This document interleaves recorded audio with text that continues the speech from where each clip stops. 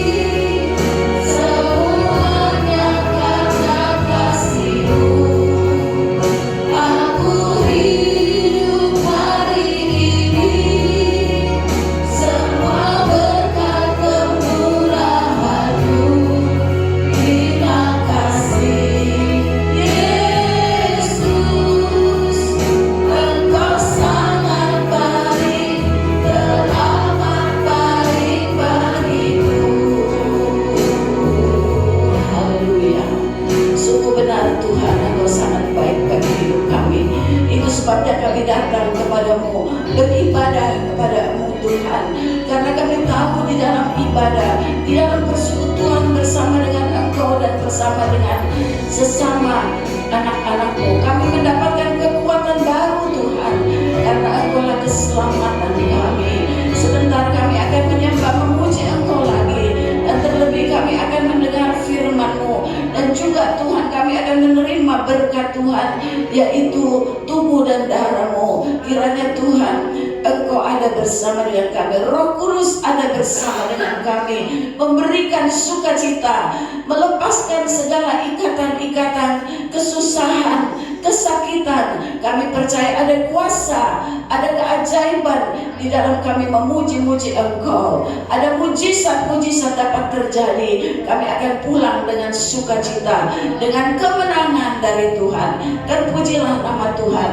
Dalam nama Yesus Kristus kami akan kembali lagi menyembah memuji Engkau. Haleluya, haleluya, amin. Lihat kiri kanan, katakan selamat kita berbakti, puji Tuhan. Meskipun masker menutup, tetapi suara saudara bisa keluar ya. Haleluya, ada amin, ada haleluya, haleluya, haleluya. Tuhan Yesus itu baik, dan tetap ada kekuatan di dalam Tuhan, ada keajaiban. Saudara percaya bahwa Tuhan masih tetap melakukan hal-hal yang ajaib? Ya, amin. Bukan dunia saja, bukan orang-orang yang katanya orang-orang pintar bisa membuat ajaib-ajaib, tetapi Tuhan kita adalah keajaiban yang sungguh ya, di mana Dia dapat merubah segala sesuatu yang tidak baik menjadi baik. Haleluya, amin. Ajaib, sungguh ajaib kuasanya bagiku, ajaib, sungguh ajaib anugerahnya dalam hidup Tuhan. Nyanyi dengan sukacita.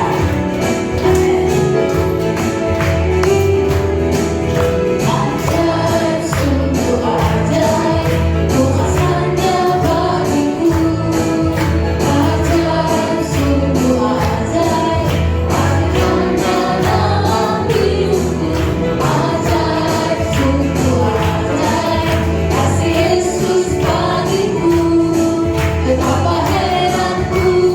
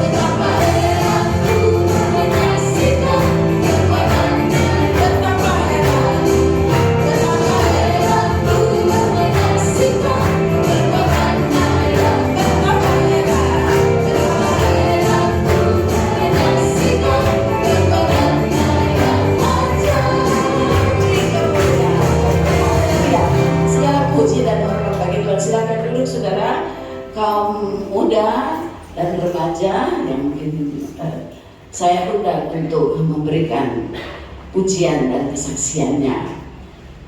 Haleluya. Mari, siapa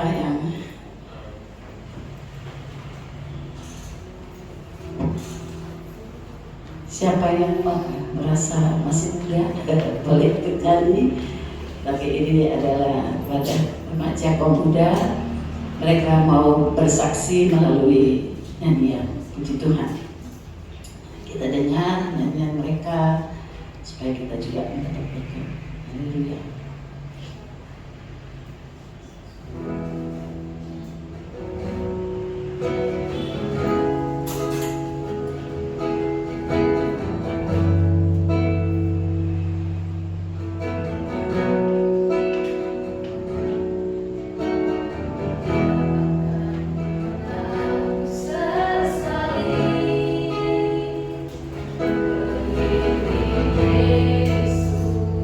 Yesus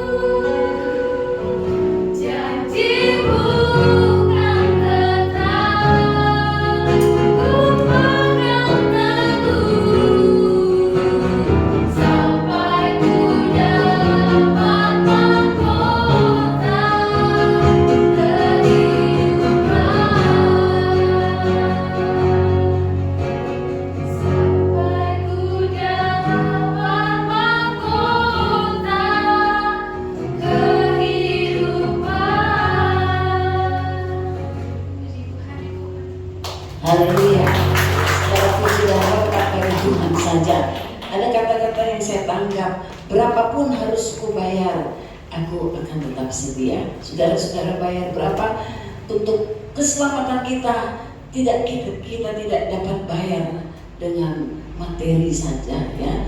Tapi tidak kita bisa bayar, tapi kita dapat memberikan hidup kita, ya, untuk menyenangkan hati Tuhan, untuk tetap setia. Itulah yang Tuhan mau. Tuhan punya semua, saudara, ya. Sebab itu, kalaupun ada sesuatu yang Tuhan inginkan dari saudara, berikanlah itu, karena tidak sebanding dengan kuasa salib Tuhan. Amin, saudara. Salib Tuhan sudah menyelamatkan kita dan juga mengampuni kita. Bukan hanya mengampuni, Dia memelihara kita. Amin. Kita dipelihara oleh Tuhan, ya. Sehingga kita harus akui, tanpa Tuhan kita tidak dapat berbuat apa-apa, ya. Tanpa Tuhan manusia adalah berdebu belaka, hanya bunga hanya yang akan layu. Tetapi kita anak-anak Tuhan, kita adalah anak-anak yang sudah terdaftar dalam kerajaan surga, ya. Tetap bersenang, marilah kita tetap hargai salib Tuhan. Karena salibnya kita akan nyanyikan ini untuk masuk di dalam doa untuk firman Tuhan. Saya undang kita berdiri, kita nyanyikan lagu ini. Ingat salib Tuhan. Kita akan masuk sebentar juga dalam perjamuan Tuhan.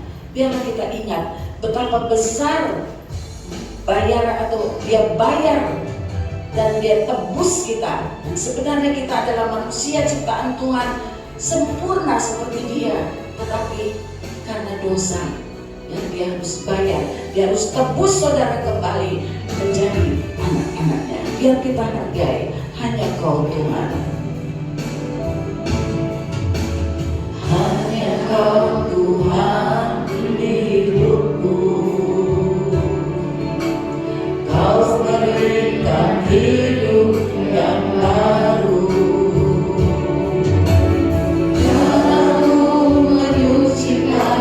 Pulihkan hatiku, menyatakan Kaulah segalanya.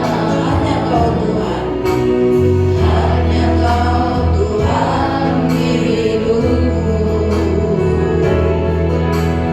Kau berikan hidup yang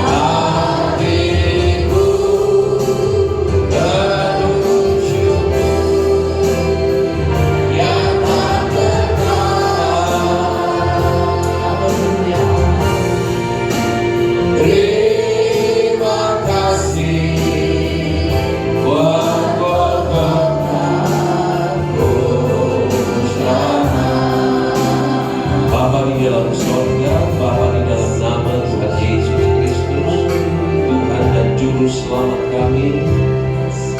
Kami sanjung Engkau, kami tinggikan, kami sembah Engkau, sebab Engkau-lah yang sudah menyelamatkan kami. Kami adalah orang-orang yang berdosa ya Tuhan, tetapi Engkau telah menebus kami, Engkau telah membayar kami dengan darah-Mu ya Tuhan, sehingga kami boleh menjadi anak-anak-Mu yang layak memanggil Engkau Aba ya Bapa. Terima kasih Tuhan Yesus. Dan saat ini kami telah memuji-muji, membesarkan nama Tuhan. Kami akan dibekali kembali dengan kebenaran firman Allah dan juga dengan perjamuan Tuhan, melengkapi seluruh ibadah kami pada pagi hari ini. Mari Allah Roh Kudus pimpinlah, khususnya urapilah hamba-Mu, urapi kami semua, sehingga kami menyatu di dalam Engkau. Segala puji, segala hormat, segala kemuliaan hanya bagi Tuhan saja. Engkau layak dipuji dalam nama Yesus Kristus, Tuhan dan Juru Selamat kami. Kami sambut kebenaran firman Allah. Haleluya. Semua yang siap diberkati Tuhan berkata amin. Haleluya. Silakan duduk. God is good all the time. Puji Tuhan. Saya ingin menyambut terlebih dahulu selamat datang kepada ibu daripada saudara Frankie. Ya, selamat datang ya ibu ya. Mudah-mudahan cocok ibadahnya. Dan juga saya menyambut Ibu Huta Barat, puji Tuhan ya. Dan Jamie yang sudah lama nggak nampak, sekarang baru nampak ya. Begitu. Masih Huta Barat ya. Belum pindah ke timur ya.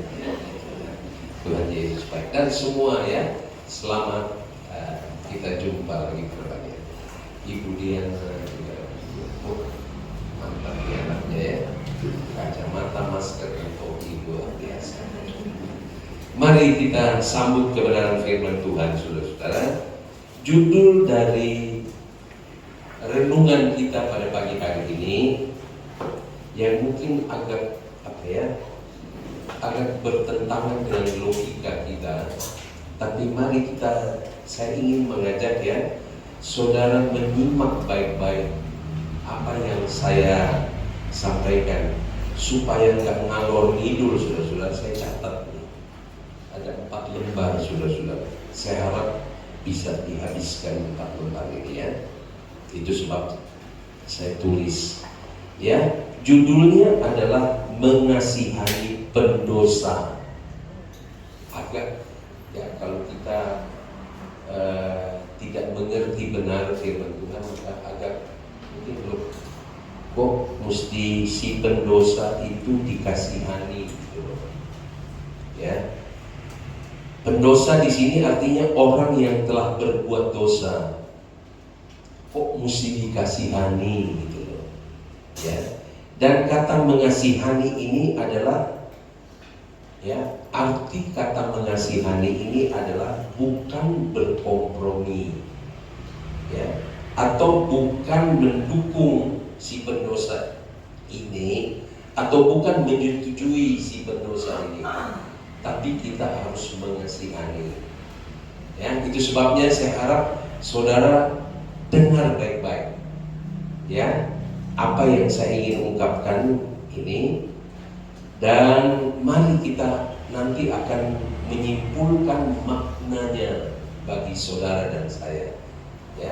Makna dari kisah. Saya ingin membacakan sebuah kisah, dan kisah ini sebenarnya merupakan satu film singkat ya, yang ditulis oleh seorang yang bernama, saya sebutkan namanya, dan saudara tentu kira-kira tahu nih ini dari mana ini ya.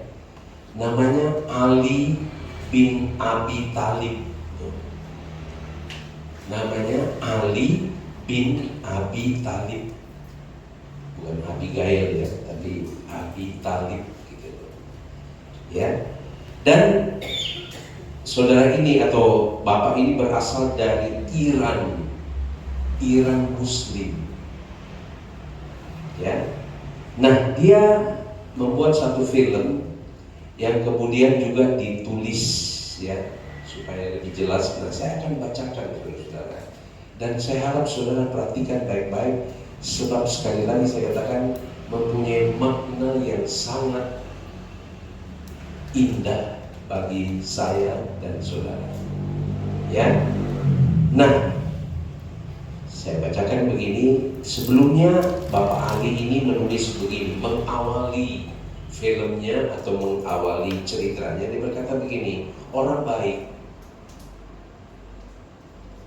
yang hatinya mulia sepatutnya mengasihani orang yang hilaf dan kemudian jatuh di dalam dosa, dan mengangkatnya serta melayaninya, tapi bukan menghakimi.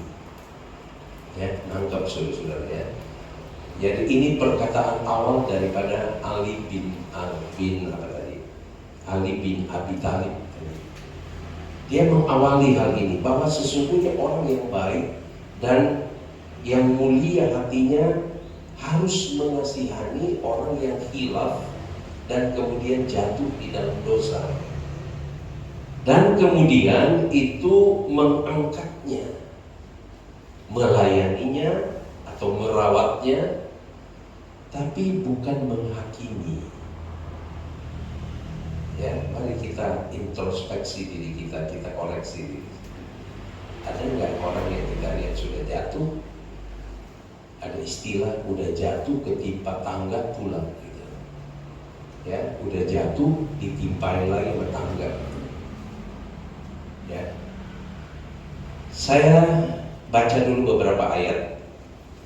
Tolong diklik Lukas pasal 17. Ayatnya yang ketiga, saya baca sampai dengan ayat yang kelima. Lukas 17 ayat yang ketiga sampai dengan kelima berkata begini, jagalah dirimu. Ini adalah nasihat Yesus kepada para murid, saudara ya. Jadi Yesus menasihatkan kepada para murid, saudara dan saya adalah murid Tuhan. Ya, jagalah dirimu. Jikalau saudaramu berbuat dosa, tegurlah dia. Dan jikalau ia menyesal, ampunilah dia. Dan jikalau ia menyesal, ampunilah dia. Bahkan jikalau ia berbuat dosa terhadap engkau 7 kali sehari, dan 7 kali ia kembali kepadamu dan berkata, aku menyesal, engkau harus mengampuni dia. Ayat 5, lalu kata rasul-rasul, ini rasul yang berkata ya, kepada Tuhan, tambahkanlah iman kami. Haleluya. Sampai di sini kita bisa nangkep ya. Bayangkan ya, tidak gampang menjadi orang yang bisa serupa dengan Yesus nanti.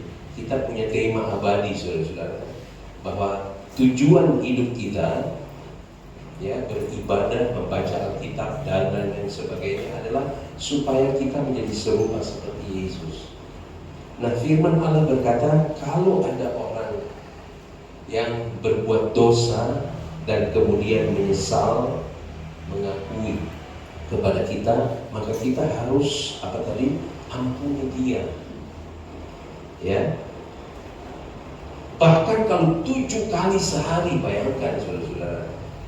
Itu sebabnya untuk menjadi serupa seperti Yesus itu tidak gampang, tidak seperti membalik tangan, saudara-saudara. Ada proses yang kita harus jalani. Salah satu prosesnya ini. Salah satu proses dari sekian banyak proses yang Tuhan berikan kepada kita, yaitu ini. Itu sebabnya pentingnya Roh Kudus sebagai penolong kita. Tanpa Roh Kudus, yang ini saja saudara-saudara, udah berat kita melakukannya. Kita perlu Roh Kudus sebagai penolong. Rasul-rasul saja berkata, Tuhan, tambahkanlah iman kami. Jadi Bapak, Ibu, saudara-saudara sekalian, termasuk saya, iman yang kita sudah miliki itu harus kita minta kepada Tuhan, Tuhan tambahkan. Besok pagi tambahkan. Mau tidur, Tuhan tambahkan. Bangun besok pagi tambahkan. Kita perlu minta kepada Tuhan supaya iman kita ditambahkan. Boleh sih minta Tuhan berkatnya ditambahkan, umurnya ditambahkan, silakan. Ya, saya mau rezeki yang ditambahkan, boleh saja. Tapi jangan lupa yang satu ini. Sebab yang satu inilah yang akan membawa kita bisa menjadi serupa seperti Yesus. Amin. Amin. Haleluya. Ada amin ya. Haleluya. Puji Tuhan. Nah, simak baik-baik cerita atau film singkat yang ditulis oleh saudara Ali tadi ya, Bapak Ali tadi bin Talib ini ya. Dia berkata begini, ceritanya begini. Sebetulnya satu film pendek saudara-saudara. Ya, dikatakan begini. Ada seorang ayah dan anaknya perempuan yang sangat miskin. Karena lapar dan kedinginan, mereka memasuki sebuah toko roti untuk berlindung, saudara, karena dinginnya cuaca dan laparnya perut. Namun si bapak itu yang kedinginan itu mencuri sebungkus roti dari toko itu. Ya, jadi bapak itu karena lapar dan dingin, melihat anak barangkali yang juga kedinginan, dia mencuri sebungkus roti dan kemudian ingin bergegas untuk keluar dari toko itu. Tapi sementara dia bergegas mau keluar, yang punya toko roti ini berkata begini, "Hai kamu, tunggu sebentar, mari ke sini." Spontan bapak itu menjadi kaget dan malu.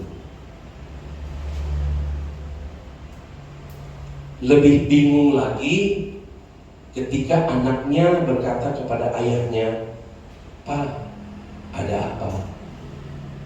Dia lebih bingung lagi saudara-saudara, karena anaknya spontan berkata, "Ayah, apa yang terjadi? Ada apa?"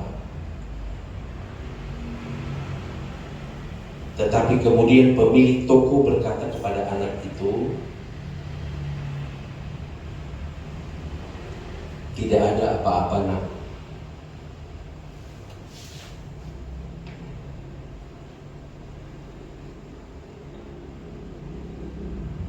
Saya kalau melihat itu membaca,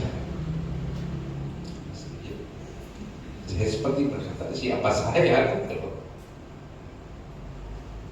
Ini satu pelajaran penting buat kita.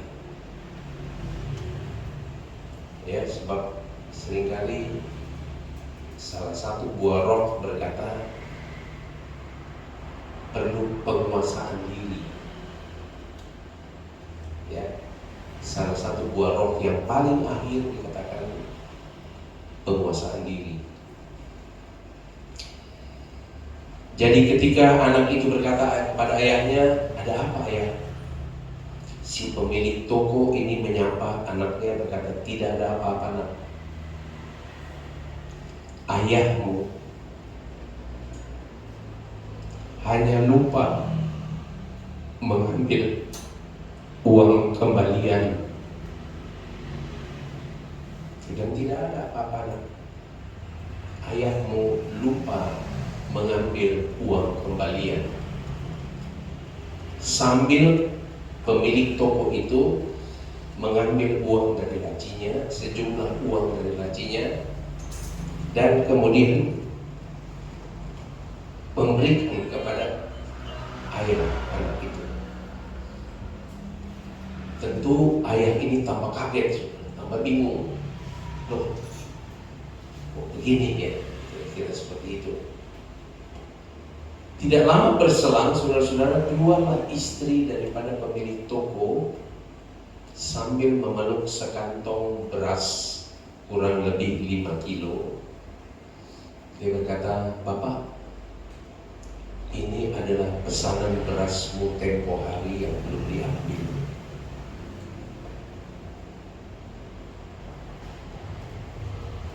Kira-kira gimana ya?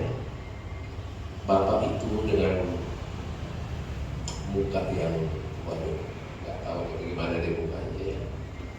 Dia langsung peluk beras itu dan kemudian bergegas keluar dari toko itu dengan hati tentu yang, waduh, nggak tahu bagaimana deh. Kalau saudara ada di tempat itu dan saudara itu, kira-kira bagaimana hati kita, bagaimana muka kita, ya. Nah, untuk singkatnya, Bapak, Ibu, saudara-saudara sekalian, tahukah saudara tentang kisah ini?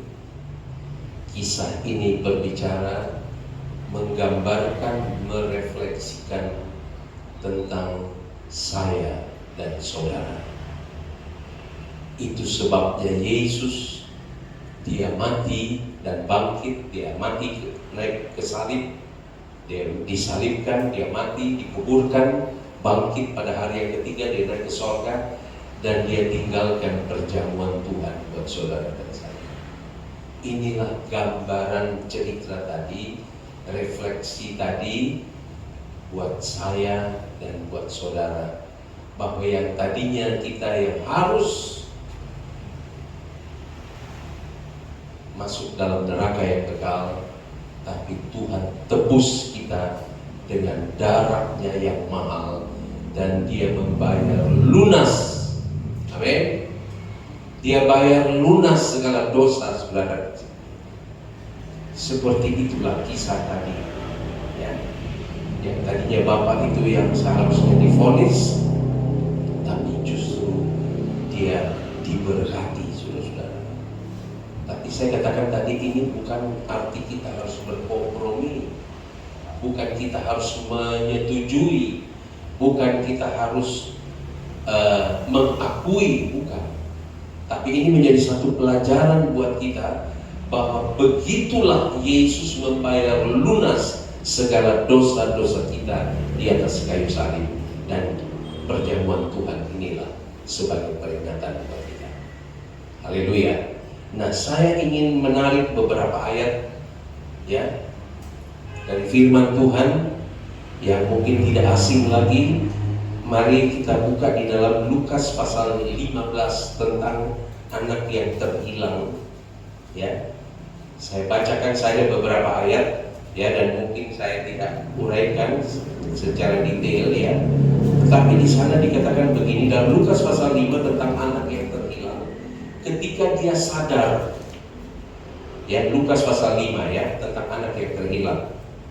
Ketika dia menyadari dia telah berbuat dosa, dia telah berfoya-foya, dia telah hidup jauh daripada rumah Bapa, tapi dia sadar ketika dia kembali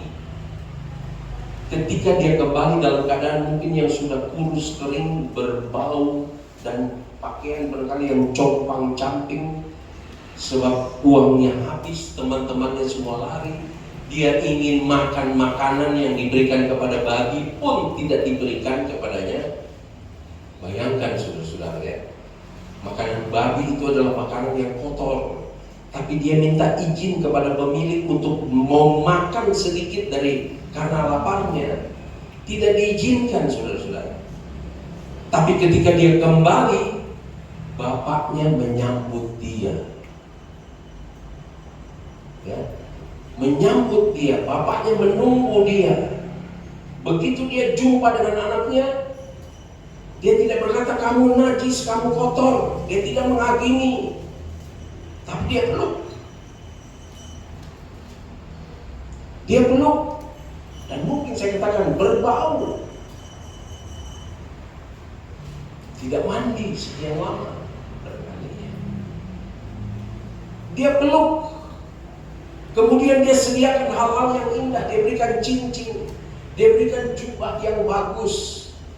Kemudian diberikan ternak yang bagus untuk disembelih dan membuat pesta.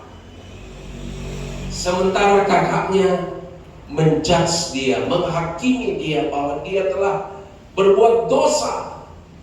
Dia telah bermain dengan pelacur. Kok kenapa mesti disambut seperti ini?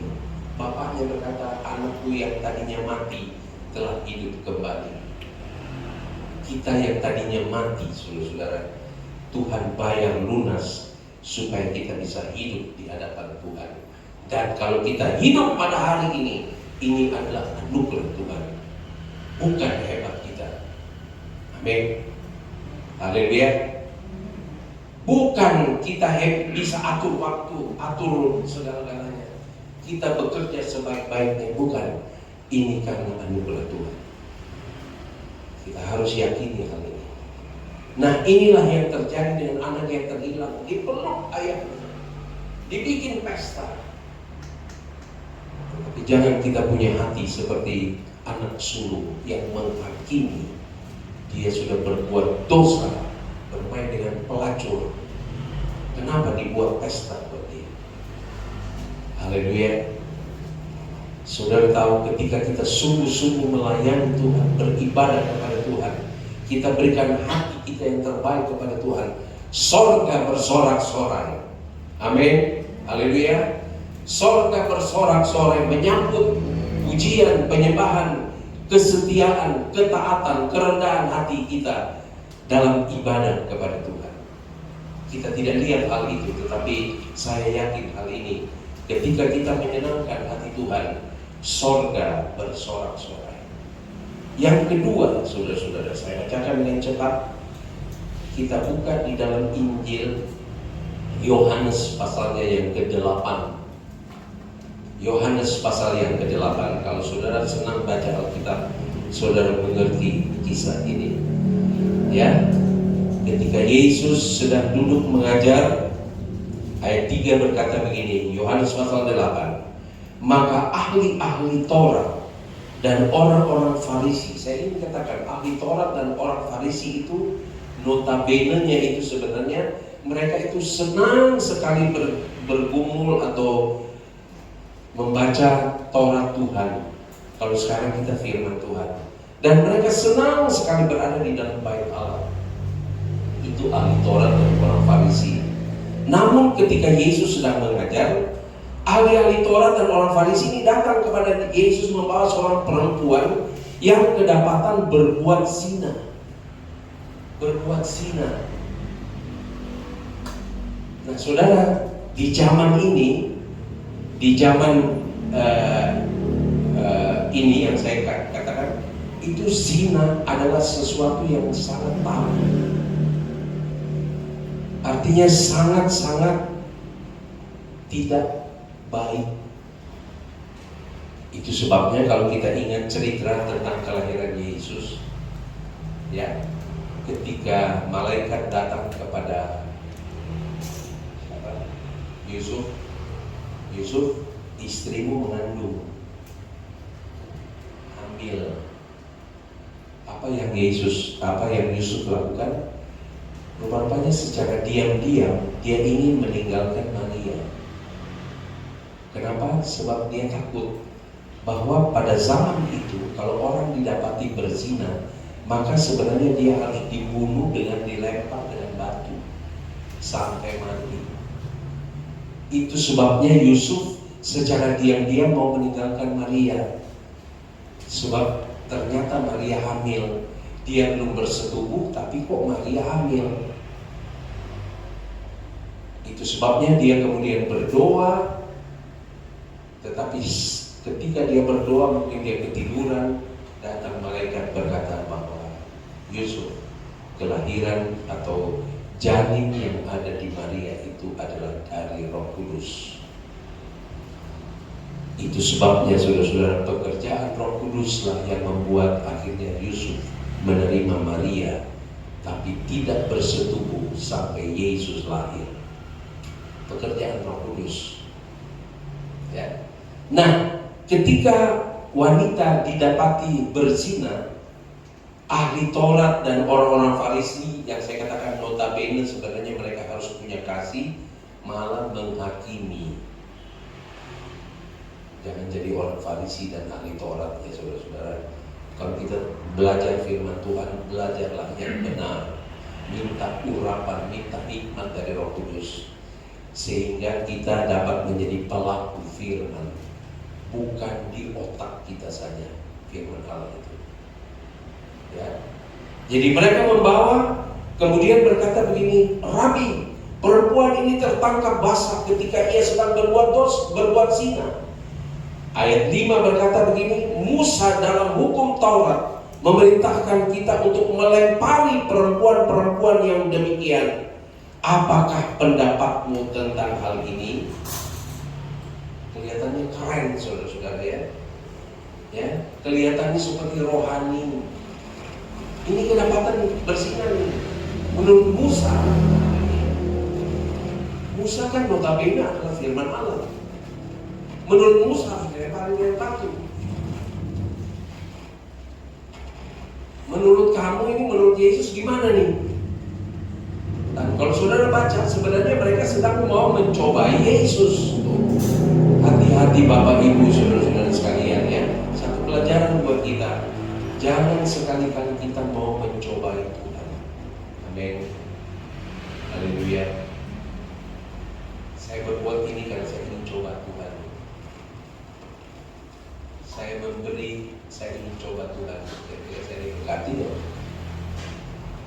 Saya beribadah, saya melayani, saya mau mencobai Tuhan.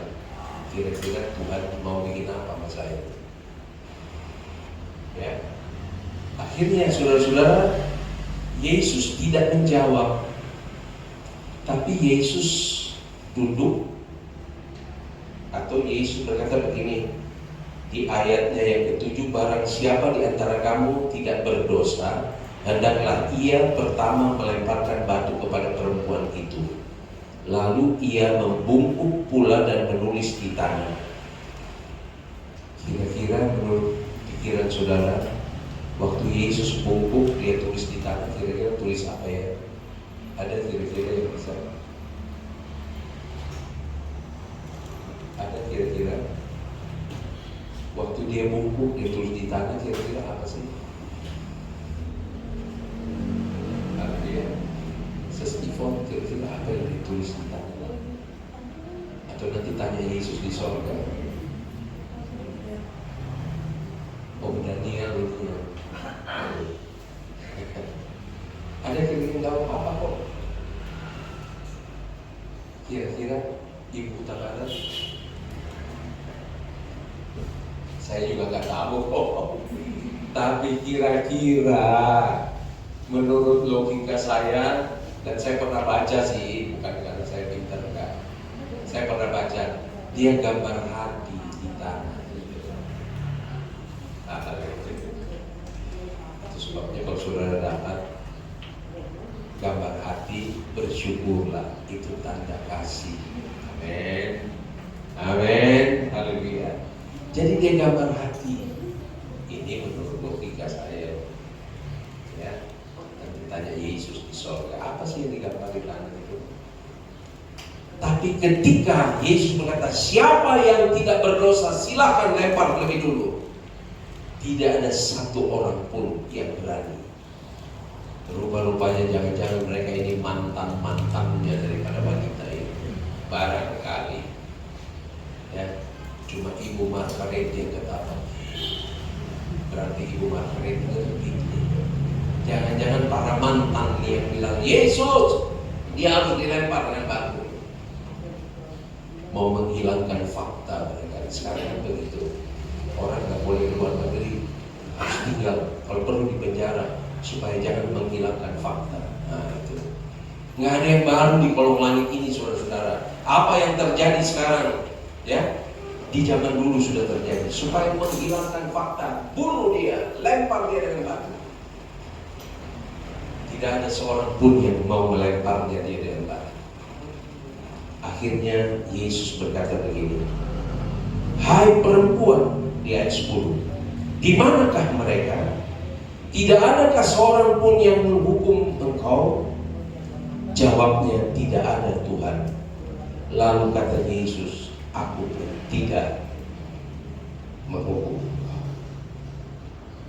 tapi dengan satu perkataan, pergilah dan janganlah berbuat dosa lagi mulai dari sekarang. Amin. Jadi Bapak, Ibu, saudara-saudara sekalian, termasuk saya, kalau kita diampuni segala dosa-dosa kita, dosa yang warnanya merah seperti kernisi sekalipun, Tuhan jadikan putih seperti salju. Perhatikan perkataan Yesus yang terakhir, pergilah tapi jangan berbuat dosa lagi. Amin. Tapi kalau kita toh jatuh, minta ampunlah kepada Tuhan. Seperti yang dikatakan tadi, kalau 7 kali dalam 1 hari dia menyesal dan minta ampun, maka kita pun harus memberi ampun kepada dia. Tiap hari coba kita renungkan aja deh, kita jujur di hadapan Tuhan. Dalam 1 hari berapa kali kita jatuh di dalam dosa? Melalui pikiran kita, melalui perasaan kita, melalui pendengaran kita, melalui mulut kita, melalui tindakan kita. Berapa kali dalam 1 hari? Itu sebabnya saya katakan kepada saudara-saudara, ketika kita bangun pagi, mengucap syukurlah kepada Tuhan, berterima kasih bahwa Engkau masih berkemurahan kepadaku. Aku masih menikmati hari yang dijadikan Tuhan. Berikanlah aku keselamatan, berikan aku kemunculan ya Tuhan. Dan ketika kita mau tidur pada malam hari, jangan lupa berkata, ampuni aku Tuhan.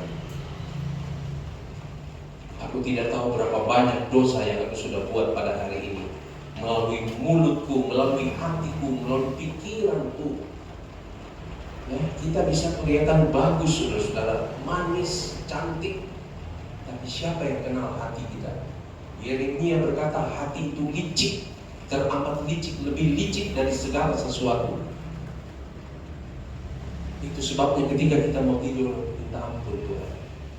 Terima kasih kalau saya masih bisa dapat tidur. Sebelum saya tidur, beri saya ampun. Siapa tahu, sebab kita tidak tahu, siapa tahu kita tak bangun lagi. Amin.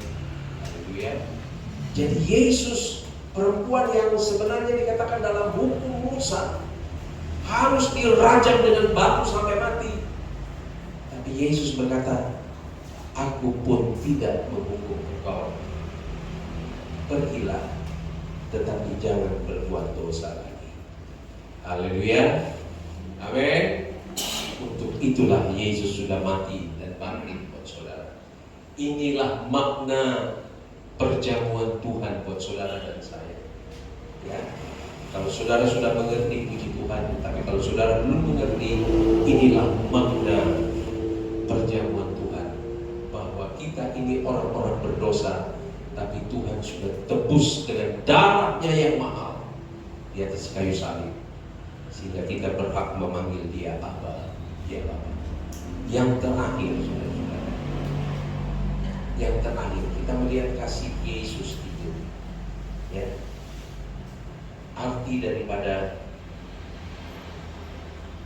perjamuan Tuhan yang terakhir, kita buka di dalam Kisah Rasul pasal 9. Saya bacakan mulai dari ayat yang ke-10 sebagai ayat-ayat yang terakhir. Dikatakan begini, saudara bisa baca sebelumnya. Ini berbicara tentang pertobatan dari Saulus yang akhirnya menjadi Paulus. Ayat 10 berkata begini, di Damsyik ada seorang murid Tuhan bernama Ananias. Firman Tuhan kepadanya dalam suatu penglihatan. Ananias, jawabnya, ini aku Tuhan.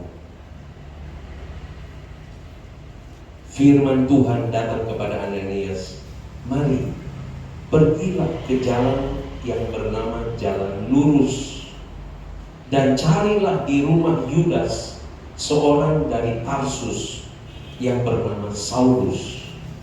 Ia sekarang berdoa. Ayat 12. Dan dalam suatu penglihatan ia melihat bahwa seorang yang bernama Ananias masuk ke dalam dan menumpangkan tangannya ke atasnya. supaya ia dapat melihat lagi. Kita tahu ceritanya ketika Tuhan menjamah Saulus, dia rebah dan kemudian buta, dan dia tidak makan selama 3 hari, saya tidak salah ya, dia dalam keadaan buta, tapi dia dapat melihat melalui doa. Ya, mari kita perlu tingkatkan juga doa kita, supaya doa kita bukan asal-asal berdoa, tapi seperti Saulus, dia dapat melihat ada seseorang yang mau datang kepadanya untuk menjamah dia.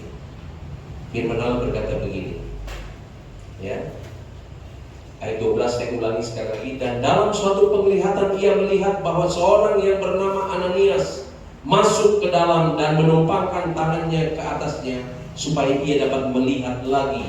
Ayat 13, jawab Ananias. Perhatikan jawaban Ananias ini, saudara-saudara ya.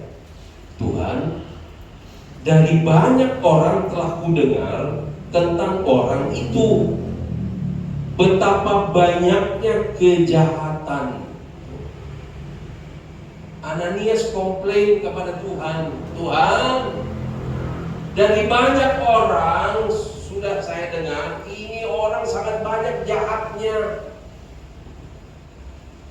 Sama dengan anak sulung, Bapak, ini anak jahat banget nih. Udah main pelacur, boros, main judi, segala macam. Udah banyak banget jahatnya nih. Kok dibikin pesta?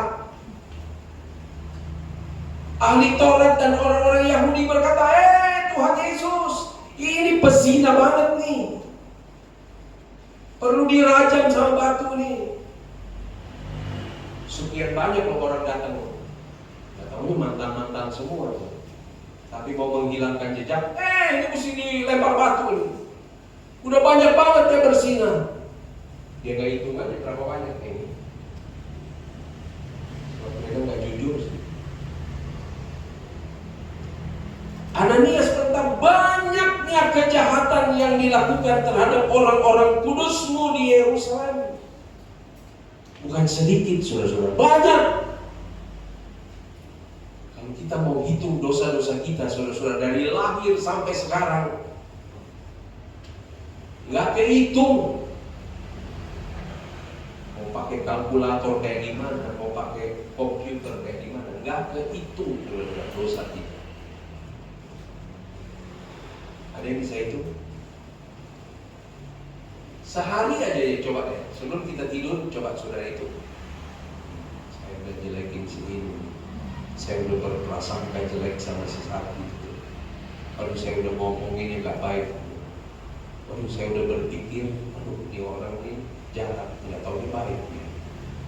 Coba waktu mau tidur saudara itu kira-kira berapa? Pernah nggak ada yang jangan-jangan saudara tidur, kamu tahu yang ini masuk sekian, belum lagi besok masuk lagi sekian. Oh, haleluya.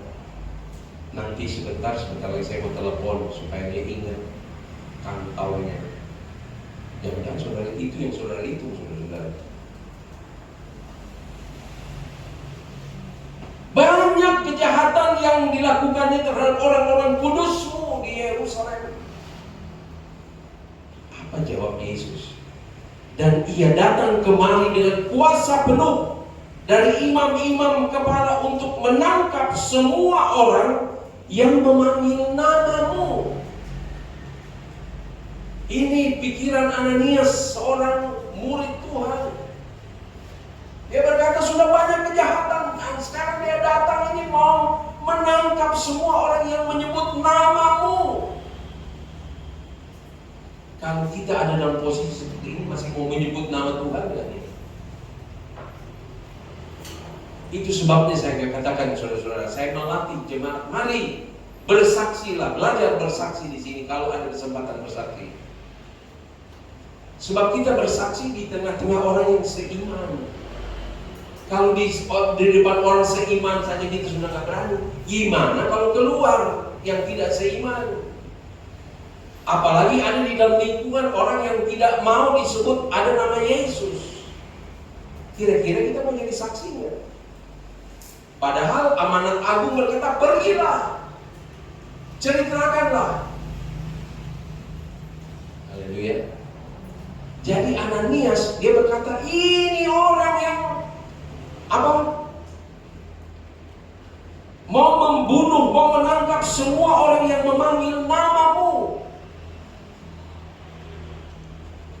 Saya senang dengan jawaban Yesus begini loh. Ini benar-benar di luar logika manusia. Ayat 15 berkata begini. Tetapi firman Tuhan kepadanya, pergilah, sebab orang ini adalah alat pilihanku. Saudara melihat betapa kontradiksinya pikiran manusia dengan pikiran Allah. Yesaya berkata, jalannya Tuhan bukan jalan kita, kepikirannya Tuhan bukan kepikiran kita. Sementara Ananias berkata, ini yang sebut-sebut namamu ini akan dibantai. Kira-kira seperti itu. Yesus berkata begini, ini pilihanku untuk memberitakan namaku kepada bangsa-bangsa lain serta raja-raja dan orang-orang Israel. Kita lihat betapa bedanya jalannya Tuhan dengan jalannya manusia. Amin. Itu sebabnya mari kita minta roh ketaatan kepada Tuhan. Minta roh penyangkalan diri, ketaatan, penguasaan diri. Sebab jalannya Tuhan bukan jalan kita, kepikirannya Tuhan bukan kepikiran kita. Dia tidak pernah salah di dalam segala rencananya. Amin. Amin. Haleluya. Ananias bilang, ini orang jahat banget nih.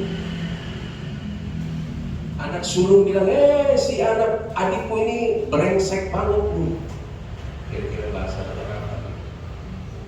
Ahli-ahli Taurat bilang, pesina banget nih orang nih. Mesti lempar batu. Ananias bilang, jahat banget nih orang nih. Yesus bilang, ini pilihanku. Aku mau pakai dia untuk membawa namaku kepada bangsa-bangsa lain dan kepada raja-raja. Haleluya. Haleluya. Bangga gak saudara punya Yesus seperti ini? Dan tidak ada Allah seperti dia, hanya ada di dalam Yesus. Itu sebabnya dikatakan tidak ada keselamatan di dalam kolong langit ini selain daripada nama Yesus. Itu sebabnya Bapak Ibu saudara-saudara sekalian, sekali Yesus tetap Yesus. Amin. Haleluya. Pegang nama Yesus walaupun sesusah apa sih. Tadi kaum muda saya dengar ada perkataan dalam pujian mereka, walaupun dagingku dan dagingku hancur, kira-kira seperti itu, tapi Tuhanku itu adalah Allahku. Amin. Amin. Haleluya. Mari masuklah dalam persekutuan dalam kematian dan kebangkitan Yesus dengan hati yang sungguh mengucap syukur kepada Tuhan karena Yesus baik buat kita. Haleluya. Puji Tuhan. Tuhan memberkati. Kita berdiri, mana Ebi musik. Nyanyikan dengan hati yang tulus kepada Tuhan, hati yang jujur, hati yang menyembah dan memuliakan Dia. Ku bersyukur buat kasih-Mu. Ya, kita nyanyikan nyanyian ini dengan berdoa. Kasih kepada Tuhan. Ku bersyukur, ya. Bersyukurlah sungguh-sungguh kepada Tuhan, ya. Buat kasih-Nya dan kagumilah Dia segala perbuatannya ajaib buat saudara dan saya. Ku bersyukur buat kasih-Mu menyelamatkan hidupku. Oh Yesus, Tuhan dan Raja-Ku. Kita berdiri bersama-sama. Dengan apa kan ku balas anugerah-Mu yang ajaib. Biarlah hidupku selalu menyenangkan hati-Mu. Ku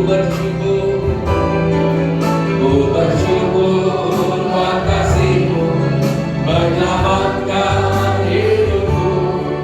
Oh Yesus, Tuhan dan Raja-Ku. Dengan apa ku balas anugerah-Mu yang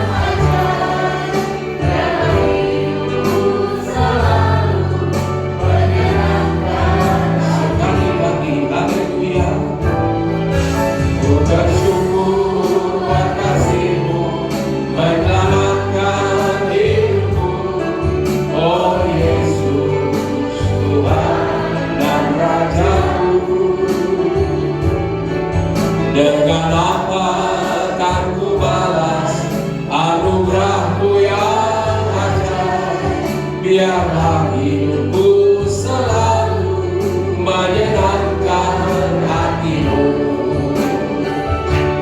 Betapa kamu ku melihat perbuatan tanganmu, ajaib dan mulianya nyata dalam hidupku. Sungguh ku tak dapat mengerti besarnya karyamu, oh indahnya, oh hebatnya kasih-Mu. Saudara-saudara, saya ingin bertanya dengan jujur kepada saudara, kepada saya, apakah kita melihat karya Tuhan yang besar itu indah, heran, ajaib? Ataukah kita melihat itu seperti biasa-biasa saja? Bertobatlah sebelum Dia memanggil engkau kembali kepadanya. Mari kita agungkan Dia. Kita kagum betapa hebat kemurahan-Mu, Tuhan. Saya yang tadinya orang-orang berdosa, Roma pasal 3 ayat 23 berkata, semua orang telah berbuat dosa. Tidak ada yang tidak berbuat dosa. Hamba Tuhan sekalipun, harus kita ampun kepada Tuhan. Kami bukan malaikat, kami bukan Superman, kami manusia. Kagumlah kepada perbuatan Tuhan. Dia bukan disalib begitu saja, tetapi Dia membayar lunas segala dosa-dosa saudara. Ku bersyukur buat kasih-Mu menyelamatkan hidupku, oh Yesus, Tuhan dan Raja-Ku. Dengan apa akan ku balas anugerah-Mu yang ajaib? Biarlah hidupku selalu menyenangkan hati-Mu. Betapa kagum ku melihat perbuatan tangan-Mu, ajaib dan mulianya kuasa-Mu nyata dalam hidupku. Sungguh ku tak dapat mengerti besarnya karya-Mu, oh indahnya, oh hebatnya kasih-Mu. Nyanyikan terus nyanyian ini sambil kita bersyukur dari dalam hati. Saya mengundang Bapak Daniel dan Bapak Yosua, mari datang. Oh Yesus,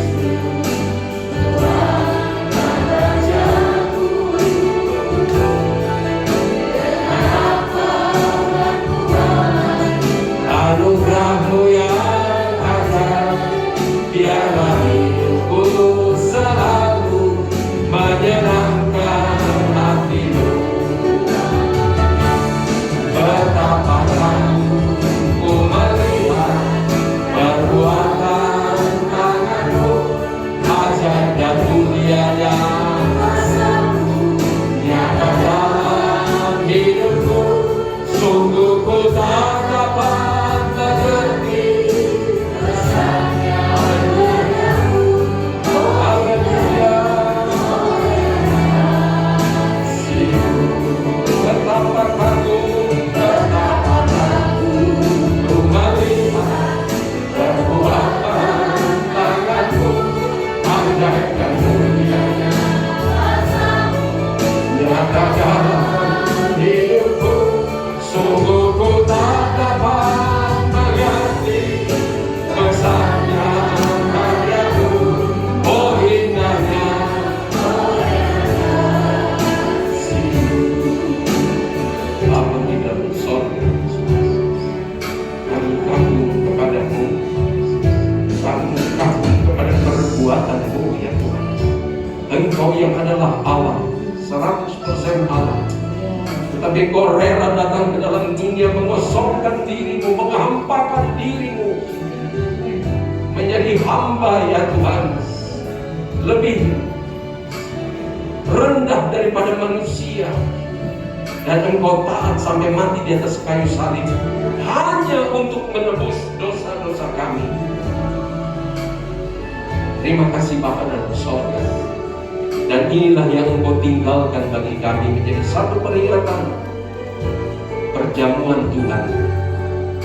Itu sebabnya mari Tuhan kuduskan kami, sucikan kami semua, supaya kami berlayak makan dan minum daripada tubuh dan darah Yesus, yang adalah makanan dan minuman yang sungguh, sehingga yang sakit akan sembuh dalam nama Yesus, yang lemah akan menjadi kuat kembali, yang mungkin datang dengan bimbang, khawatir, takut, dalam nama Yesus ketika dia makan perjamuan Tuhan dengan sungguh, dia pulang dengan hati yang bersorak-sorak, dengan kemenangan-kemenangan yang daripada Tuhan. Terima kasih Bapa dalam sorga. Berikan kami untuk menghormati ya Tuhan perjamuan Tuhan ini. Kami tidak mau makan dan minum dengan asal-asal Tuhan, tapi Engkau melihat dari sorga ke atas. Tubuh dan darah-Mu akan menjadi satu di dalam hidup kami, memberikan kami kekuatan, membentengi kami ya Tuhan dari segala kejahatan-kejahatan dunia ini, dan kami hidup dalam kekudusan, dalam takut akan Tuhan. Terima kasih. Berkatilah roti dan anggur ini adalah makanan dan minuman yang sungguh, tubuh dan darah Yesus. Berkati kedua hamba-Mu yang akan menjadi saluran berkat ini. Dalam nama Tuhan Yesus Kristus kami bersambut firman Tuhan. Haleluya. Amin. Ku bersyukur kasih-Mu menerangkan hidupku, oh Yesus Tuhan dan Raja. Silakan duduk Bapak Ibu. dengan apa akan ku balas anugerah-Mu yang ajaib. Biarlah hidupku selalu menyenangkan hati-Mu. Betapa ku melihat perbuatan tangan-Mu, ajaib dan mulianya kuasa-Mu nyata dalam hidupku. Sungguh ku tak dapat mengerti besarnya karya-Mu, oh indahnya, Oh herannya kasih-Mu. betapa kagum. Mari nyanyikan nyanyian ini dengan rasa kagum, rasa heran, rasa ajaib sekali, dengan keluar sebagai pengakuan. Sungguh ku tak dapat mengerti besarnya karya-Mu, oh indahnya, oh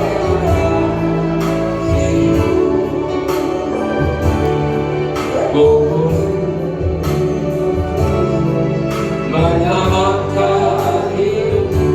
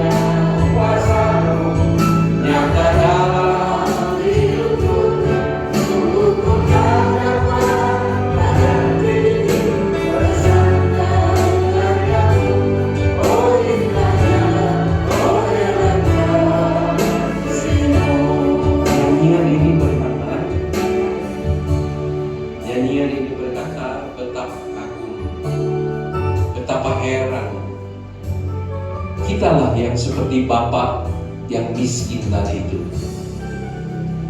Kok mencuri justru diberi uang? Belum lagi uang, diberikan beras.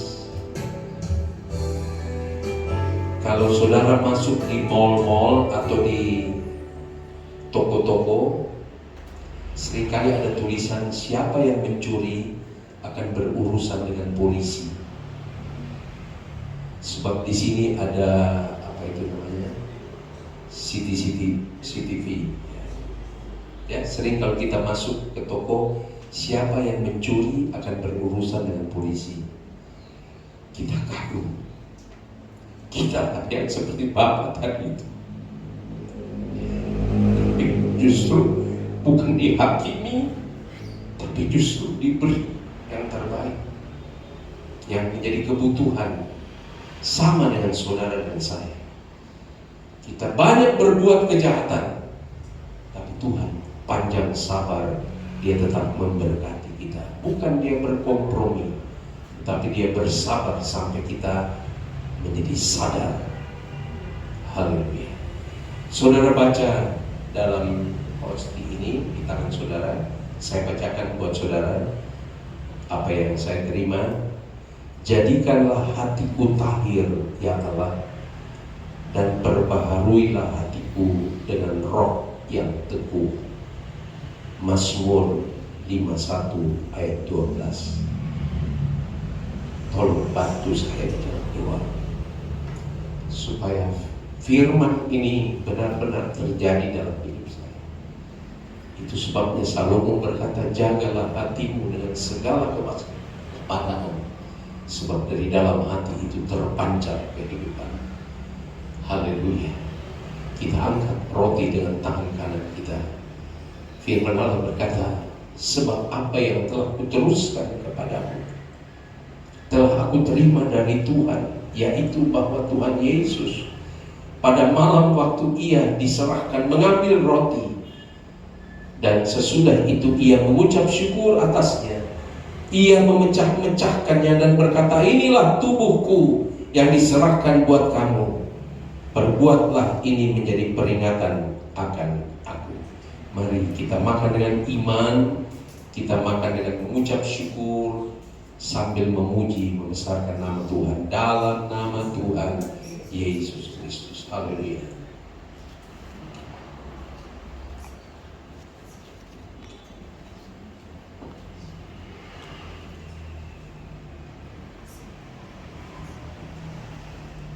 Kita angkat cawan dengan tangan kanan kita, dan firman Allah berkata, demikian juga Ia mengambil cawan sesudah makan, lalu berkata, cawan ini adalah perjanjian baru yang dimeteraikan oleh darahku. Perbuatlah ini setiap kali kamu meminumnya menjadi peringatan akan aku. Sebab setiap kali kamu makan roti ini dan minum cawan ini, kamu memberitakan kematian Tuhan sampai Ia datang. Kita minum dengan iman, kita minum dengan percaya, sambil memandang kepada Tuhan, mengucap syukur buat kasih-Nya yang luar biasa itu. Dalam nama Tuhan Yesus Kristus, ajaib Engkau ya Tuhan.